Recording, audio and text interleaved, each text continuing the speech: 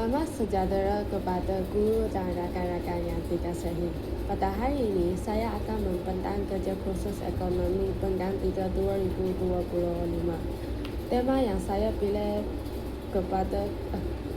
untuk kerja khusus ini ialah tenaga buruh guna tenaga dan pengunggaran di Malaysia dari tahun 2014 hingga tahun 2023. Sebelum masuk ke kerja khusus ini, saya akan memperkenalkan diri sendiri. Nama saya Jasmine dari Tujuh Aceh. Penasihat guru saya ialah Puan Haslina. Tajuk kerja khusus ini ialah mengkaji pelibatan tenaga buruh dan guna tenaga mengikut jantina di Malaysia dari tahun 2014 hingga tahun 2023. Marilah kita masuk ke latar belakang kajian. Kajian ini meneliti tenaga buruh dan guna tenaga mengikut jantina di Malaysia pada tahun 2014 hingga 2023. Pada tahun 2000, jurang penyertaan lelaki antara 79 hingga 82%, manakala wanita pada tahun 2000 wanita adalah 45%, meningkat ke 50% pada tahun 2013. Ini menunjuk lelaki lebih mudah mendapat pekerja berbanding wanita walaupun penyertaan wanita meningkat.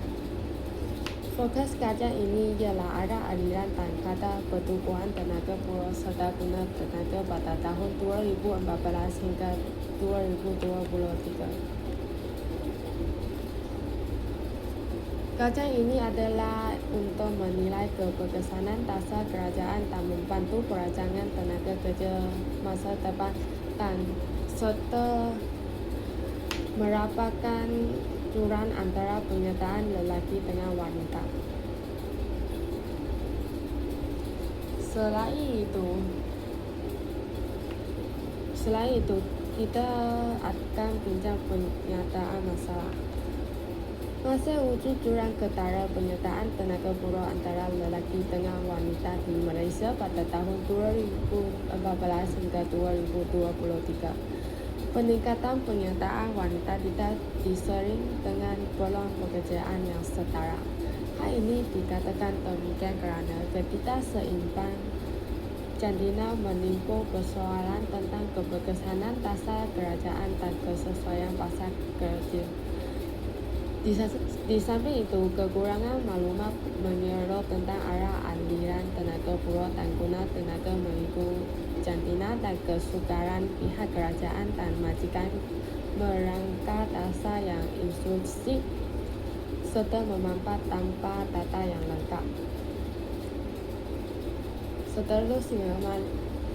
Seterusnya, objektif kajian ini adalah terdapat dua objektif kajian untuk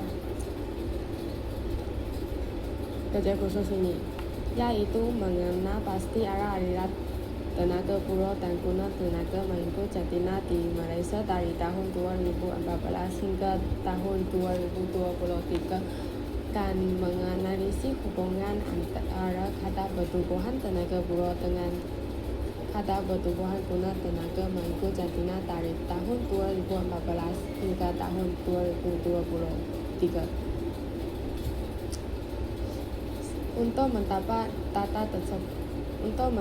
data untuk kajian ini, saya guna dua kaedah kajian, yaitu kaedah kajian pengumpulan data dan kaedah menganalisis data.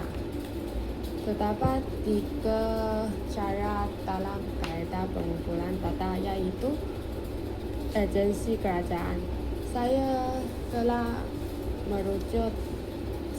mencari laporan agensi kerajaan, yaitu Jabatan Perangkat Malaysia, Bank Negara Malaysia, Kementerian Kewangan Malaysia untuk mencari sebab data tersebut ditentukan pada tahun tersebut. Selain itu, saya juga guna internet untuk mencari maklumat tambahan. Seterusnya ialah buku rujukan. Saya telah mencari buku teks untuk mencari masuk kata pertumbuhan tenaga buruh dan guna tenaga serta mencari rumusan tersebut. Selain itu adalah kaedah analisis data. Objektif 1 yaitu arah aliran tenaga buruh dan guna tenaga mengikut Jatina di Malaysia dari tahun 2014 hingga tahun 2023. Selepas saya dapat dari data, saya mengumpul data tersebut dalam satu jadwal dan membuat satu graf garis untuk tunjuk lebih jelas. Selain itu adalah objektif 2 yaitu hubungan antara kata pertumbuhan tenaga buruh dan kata pertumbuhan guna tenaga mengikut Jatina dari tahun 2014 hingga tahun 2023.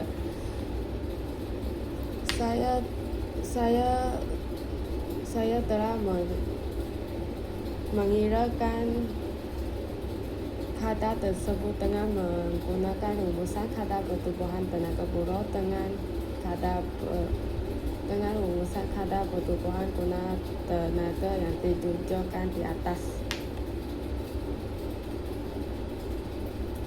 Selain itu, ini adalah hasil kajian. Ini adalah jadwal bagi objektif 1, yaitu arah aliran tenaga buruh dan guna tenaga mengikut Jatina di Malaysia dari tahun 2014 hingga tahun 2023. Data ini dipetikkan daripada Jabatan Perangkat Malaysia. Ini adalah raja bagi objektif 1. Tengok balik kepada jadwal 1. Merujuk keseluruhan jadwal tersebut,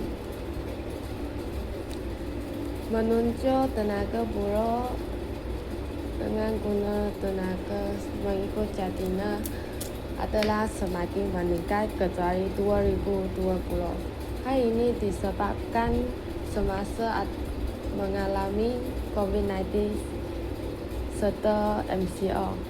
Wanita keluar pasaran kerja untuk mengurus keluarga, manakala lelaki lebih stabil sektor formal. Hal ini kerana tenaga buruh lelaki adalah meningkat sedikit, manakala tenaga buruh serta guna tenaga wanita adalah menurun lebih teruk.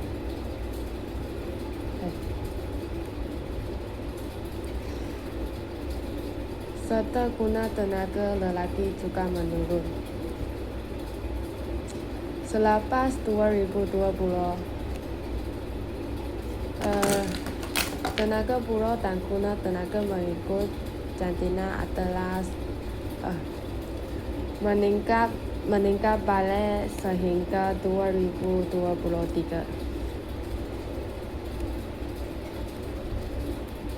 Marilah tengok jadwal objektif 2 yaitu jadwal 5.2. Ini adalah objektif 2 bagi jadwal. Ini adalah jadwal bagi objektif 2. Ini adalah raja bagi objektif 2. Marilah tengok pada jadwal 2. Menunjuk kepada jadwal tersebut,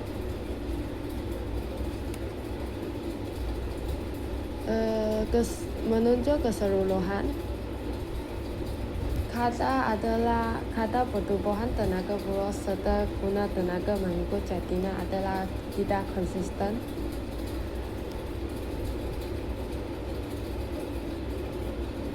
Manakala pada 2 dan menunjukkan kata positif. Kecuali 2020. Ini kerana kecuali 2020 kerana kata pertubuhan tenaga buruh wanita serta guna tenaga bagi kedua-dua jantina adalah negatif.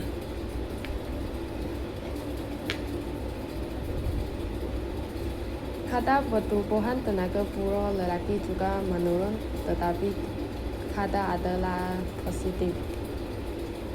Hal ini dikatakan demikian kerana masa tersebut mengalami pandemik COVID-19, sektor wanita tertutup dan gerak ke pasaran kerja, manakala lelaki kekal sektor penting.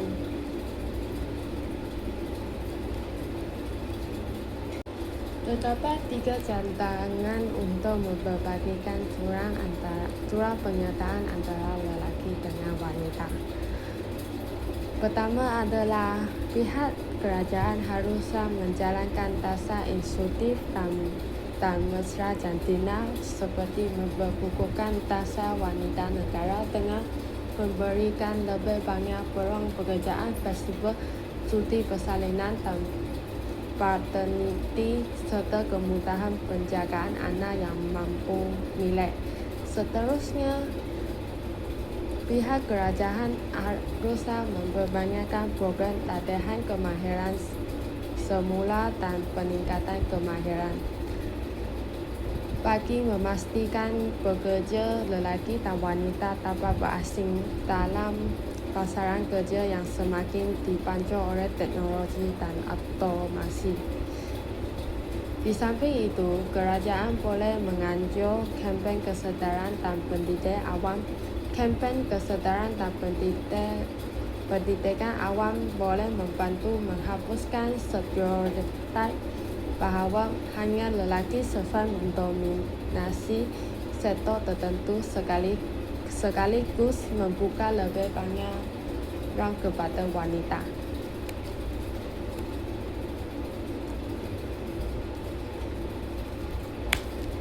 Marilah kita masuk ke rumusan terakhir.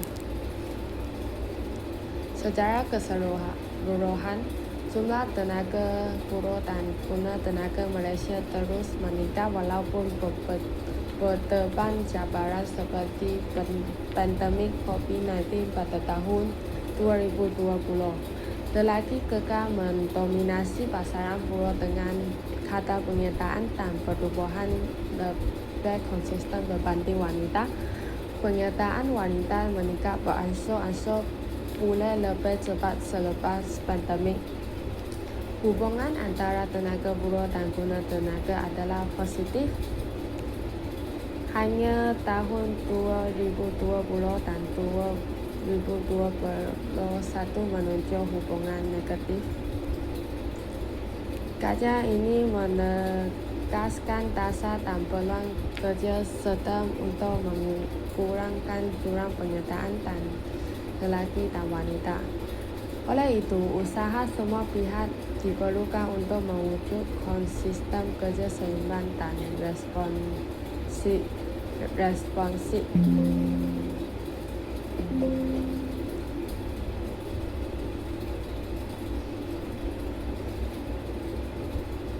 Saya akan tamatkan kerja khusus saya sekarang. Terima kasih.